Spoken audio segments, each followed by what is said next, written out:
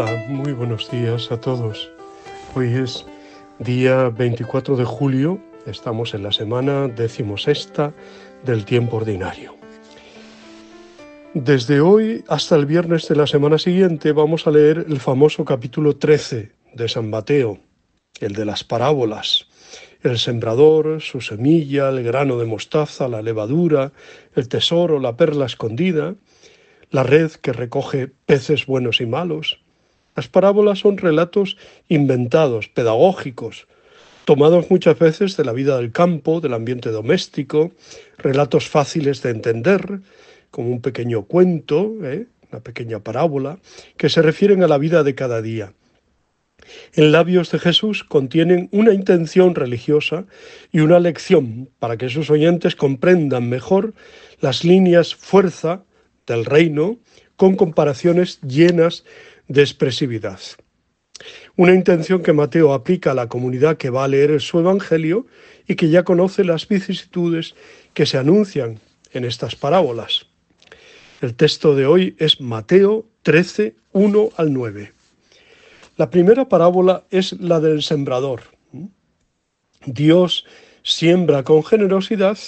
La aplicación en días sucesivos se referirá más bien a la clase de terrenos, preparados o no, que acogen esta semilla. Pero inicialmente la página de hoy describe al sembrador mismo y la fuerza de la semilla que él siembra en terrenos diversos. Y a pesar de todas las dificultades, los pájaros, las piedras, las zarzas, su semilla al final produce fruto, aunque a veces la siembra parezca que ha sido inútil. Jesús nos dice que a la larga es fecunda y que no se pierde la semilla de Dios. ¿Somos buenos sembradores? ¿Tenemos fe en la fuerza interior de la semilla que sembramos, la palabra de Dios, y confianza en que, a pesar de todo, Dios hará que dé fruto? Dios es generoso en su siembra, generoso y universal. También los alejados y los que son víctimas de la secularización creciente de nuestra sociedad y los que no han recibido formación religiosa, son hijos de Dios y están destinados a la salvación. Dios siembra en el corazón de todos. No va seleccionando de antemano los terrenos. Eso sí, no obliga ni fuerza a nadie a responder a su don. Cuando Pablo está desanimado, porque los habitantes de Corinto, la ciudad pagana, no le hacían mucho caso, escucha la voz de Cristo que le dice: no tengas miedo, sigue hablando y no te calles, porque yo estoy contigo, yo tengo un pueblo numeroso en esta ciudad. Está en el libro de los Hechos, capítulo 18, del 9 al 10. Y en efecto, Pablo se quedó en Corinto año y medio enseñando entre ellos la palabra de Dios, o sea, sembrando en abundancia. La comunidad cristiana, los pastores y los equipos de catequesis, las familias, todos los fieles, hemos recibido el encargo de que el mensaje de Cristo llegue a todos, a los campos preparados y también a los cubiertos de zarzas.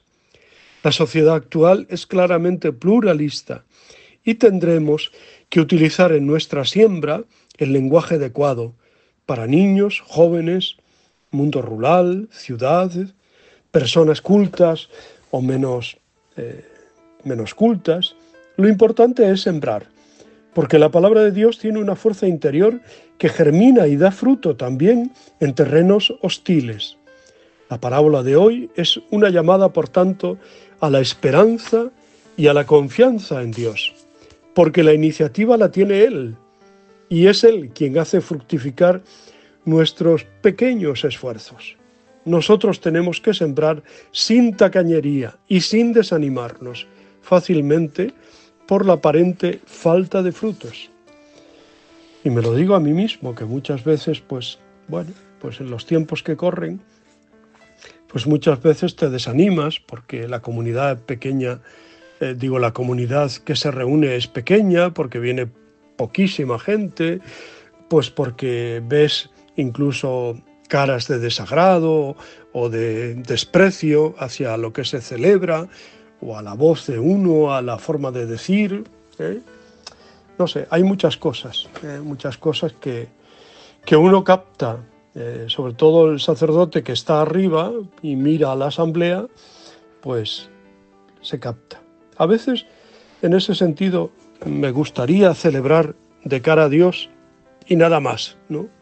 No por desprecio a la comunidad, sino contando a la comunidad, con la comunidad, pero teniendo a Dios siempre de frente, ¿no?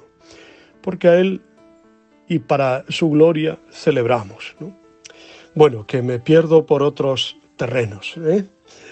Bueno, hoy la Iglesia celebra, entre otros santos, la memoria de Santa Cristina, mártir.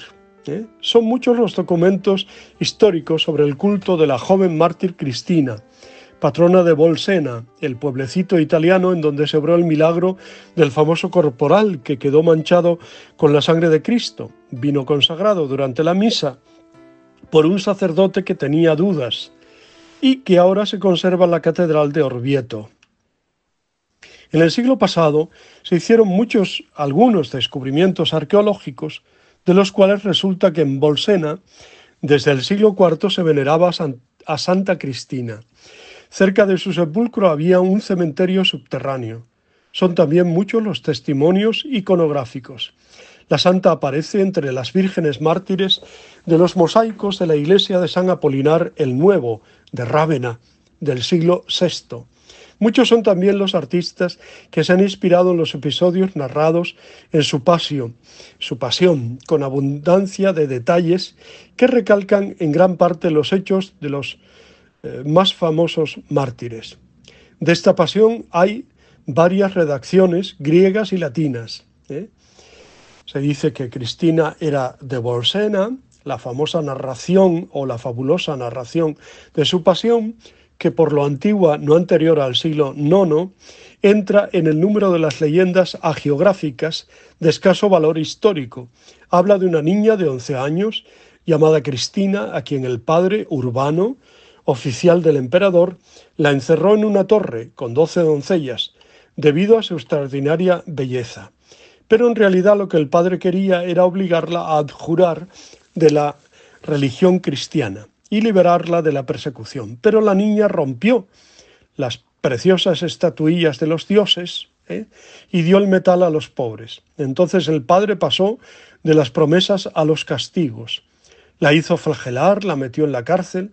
Como Cristina persistió en su profesión de fe, Urbano la entregó a los jueces, que la sometieron a muchos y terribles suplicios. Al final le colgaron una pesada piedra en el cuello y la echaron al lago, el lago de Bolsena. Pero la piedra, sostenida por los ángeles, se convirtió como en un flotador y sacó a la niña a la orilla. Dios, permitió que siguiera en la vida, ¿no? Los jueces no se desanimaron y la siguieron sometiendo a terribles tormentos, hasta que al final le cortaron la cabeza y así la mandaron al cielo. Es una santa muy popular en nuestra tierra de Asturias.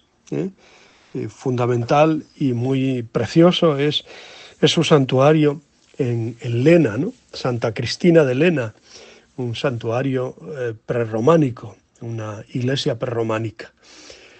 Bueno, pues muchas felicidades a todas las que llevan el nombre de Cristina, un nombre muy, muy cercano, muy popular. Felicidades a todas y a las comunidades también que celebran a Santa Cristina como su patrona. Por cierto, hoy es día también de San Charbel, o San Charbel, un monje del Líbano que tiene pues mucho tirón, ¿no? Y mucha santidad, y que hace realmente milagros muy grandes. Pues recordamos también a San Charbel.